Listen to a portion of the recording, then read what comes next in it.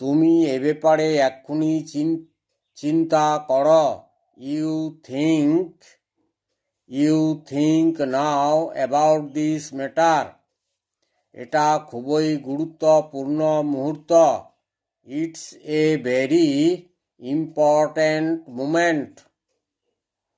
সুতরাং তোমাকে এক্ষুনি সিদ্ধান্ত নিতে হবে। So you have to decide soon.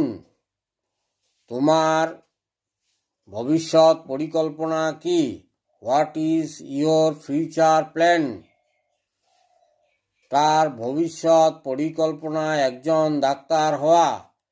Is future plan বা future aim is to be a doctor.